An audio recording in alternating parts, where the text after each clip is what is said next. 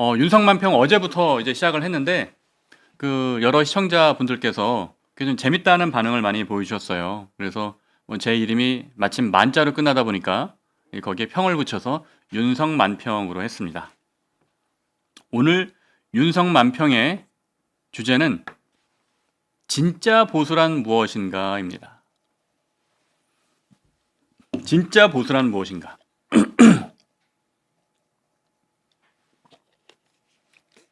시청자 여러분, 진짜 보수란 뭐라고 생각합니까? 보수가 뭐죠? 우리가 흔히들 하는 착각이 어떤 특정한 정책이나 특정한 이슈의 사안을 기준으로 뭐 찬성하면 보수, 반대하면 진보 이렇게들 생각하기 쉬워요. 근데 그거는 진짜 보수와 진짜 진보를 가르는 의미가 될 수 없습니다. 그건 이제 좌파 우파라고 하면 돼요. 어떤 결정을 놓고 왼쪽으로 평가하면 좌파, 오른쪽으로 평가하면 우파. 그죠? 어떤 사안에 대한 찬반 입장을 가지고 두 개의 파당을 나눈다면 좌파 우파라고 부르면 돼요. 근데 보수와 진보는 뭐냐 하면 이 부분은 여러분이 정확하게 알아두셔야 돼요. 자, 오늘 제가 드리는 말씀들 앞서서 김기현, 나경원 의원의 이야기, 또 보수 참패한 이유, 또 지금부터 하는 보수의 진짜 정의가 뭔지 이런 부분들은 우리 동료 시민 여러분께서 널리 퍼날라 주십시오. 오늘도 1,500명이 넘는 동시 접속자 시청자분들이 계시니까 널리 전파해서 진짜 보수란 뭐다, 진짜 진보란 뭐다 이런 의미를 많은 동료 시민과 또 주변 분들께 알려주시길 부탁드리겠습니다. 자, 그럼 보수란 뭐냐? 제가 정확히 설명드릴게요. 태도입니다. 어떤 일상과 삶 그리고 정치에 관련한 나의 태도입니다. 어떻게? 점진적인 개혁을 이끌어 나가는 게 보수의 태도예요. 시장에 참여하는 자율적인 구성원들의 집단 지성을 믿는 게 보수예요. 왜 그러냐? 우리가 이걸 알려면 국가의 목적이 무엇인가를 알아야 돼요. 국가가 존재하는 이유가 뭔가를 알아야 돼요.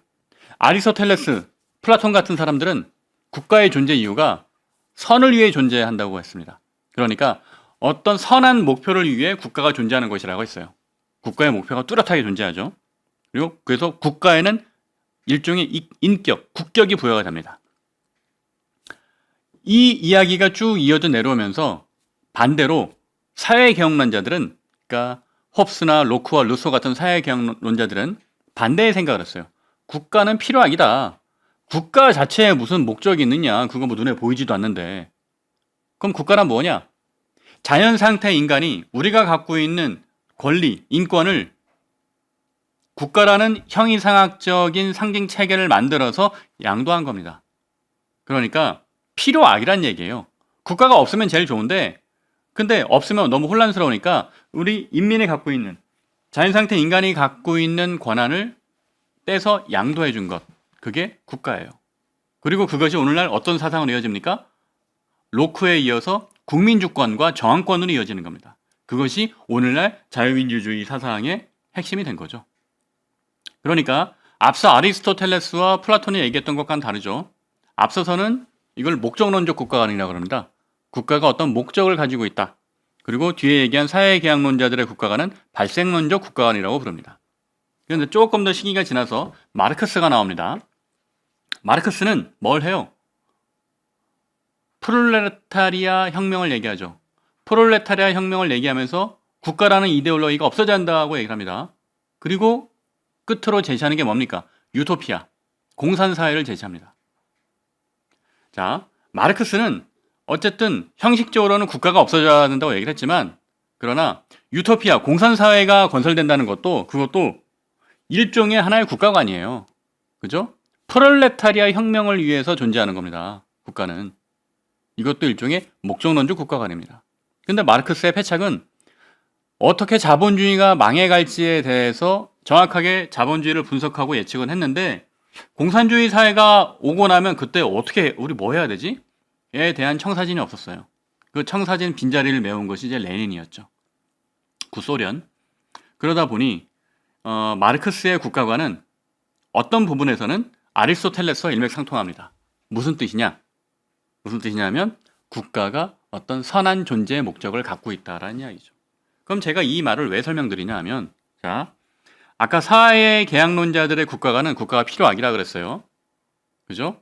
그러니까 시장에서 우리 자연 상태에서 참여하는 구성원들의 합의와 규율, 이들의 토의, 점진적인 개선이 중요합니다. 하지만 진보의 국가관은 국가의 어떤 목적이 있어요. 국가가 존재하는 이유가 있어요. 그리고 그 슬로건과 그 청사진과 그 설계도대로 국가를 만들어 가야 됩니다. 그게 혁명입니다.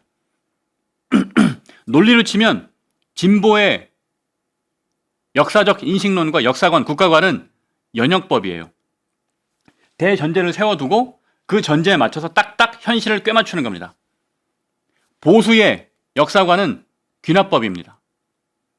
시장에 참여하는 구성원들의 이야기를 모아서 하나의 집단 지성으로 결론을 만들어가는 거죠. 그러다 보니까 장단점이 있습니다. 그죠? 진보는 혁명적 방식으로 빠르게 무언가를 결론을 얻어낼 수 있어요. 혁명을 통해서. 그러나 뭐가 문제입니까? 현실을 도외시하기 쉽습니다. 현실과 동떨어진 결론을 내기 쉬워요. 대표적인 게 소득주도 성장. 소득주도 성장은 문재인 정부에서 핵심 경제정책으로 내걸었는데, 자, 그거는 그냥 머릿속에 있는 거예요. 관념적인 겁니다. 현실 경제에서는 증명된 바가 없는 이론이에요. 근데 그거를 국가라는 우리 전체 국민을 실험실로 삼아서, 실험 대상으로 삼아서 했던 거잖아요. 이게 진보의 국가관이 갖고 있는 가장 큰 모순입니다. 설계도대로 현실은 움직이지 않거든요. 임대차 3법도 마찬가지예요. 임대차 3법도 뭐 자기들이 책상에 앉아서 이렇게 논의해보래, 아 이렇게 하면 될 것 같아 했는데 현장에 적용하니까 어때요? 그 반대잖아요. 그렇게 안 됐잖아요. 하지만 보수의 국가관은 점진적 개선의 방식을 통해서 이뤄가기 때문에, 그죠? 시장 참여자들의 의견을 중시합니다. 그 안에서 합의점과 결론이 도출되기를 원해요. 제가 딱 한마디만 말씀드리고 넘어가 볼게요. 윤석열 대통령의 의대 정원 늘리는 거, 한 번에 2,000명 늘리겠다고 하는 거, 이거는 진보의 방식입니다. 혁명적 방식이에요. 심지어 문재인 정부도 의대 정원 늘리려고 이렇게 만지작거리고 검토하다가 안 늘렸어요. 안 했어요. 왜? 시장에 충격을 줄 것을 아니까. 근데 문재인 정부도 못한 거를 윤석열 대통령은 그걸 더 한 거예요. 결과 어떻게 됐습니까? 지금 아무것도 못했잖아요. 혼란만 초래했잖아요. 그거는 보수의 방식이 아닙니다. 윤석열 대통령이 보수다라고 얘기하는 사람들 저는 이해를 할 수가 없어요. 보수의 방식은 그렇게 파격적이고 혁명적으로 일을 해결하지 않습니다. 시장 참여자들의 의견을, 구성원들의 의견을 듣고 타협을 통해서 점진적인 개선을 이뤄나가는 게, 그게 보수의 정치 방식입니다. 다음 기사 한번 띄워주시겠습니까? 그런 의미에서 본다면 저는 한동훈 대표가 얘기했던 이 인터뷰 제목이 보수의 정치 철학이 뭔가를 가장 잘 보여준다고 생각을 합니다. 윤석열 대통령의 비상계엄, 이렇게 충격을 받는 방식의 혁명적 방식의, 이거는 보수라고 우리가 볼 수 없습니다. 그리고 민주당의 줄탄핵, 이거는 그냥 기본적으로 민주주의 사회의 어떤 기본적인 헌정 질서와 원리를 정면으로 배치하는 행동입니다.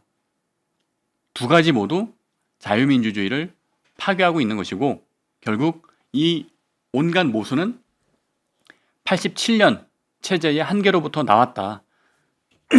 그렇게 생각을 합니다. 저 다음 사진 하나 띄워주시겠습니까? 그래서 한동훈 대표의 책 제목, 국민이 먼저입니다. 제가 대담자로 참여했었던 책이죠. 이 책의 제목을 선정하는 것을 놓고 한동훈 대표와 저도 뭐 여러 번 이제 손톱을 했습니다.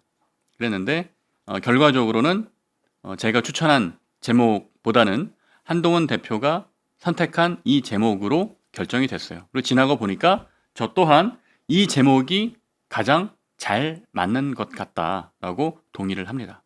왜? 국민이 먼저입니다. 국민이 먼저라는 것은 그냥 단순히 입 바른 말이 아니에요. 국민이 먼저라는 것은 국민 주권 사상을 얘기하는 거예요. 국민을 위한, 국민에 의한 정치를 하겠다는 것. 오직 국민만 바라보고 정치를 한다는 것, 이거는 앞서 얘기했던 국민 주권 사상을 얘기하는 것이고요. 좀 더 위로 올라가면 그쵸, 조선을 건립한 신진 사대부들의 철학이 뭡니까? 애민정신이죠. 애민정신.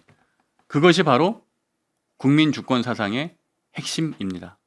그래서 이 국민 주권, 국민이 먼저라는 생각을 갖고 있는 정치인들은, 특히 보수 정치인들은 책임을 질 줄 알아야 됩니다.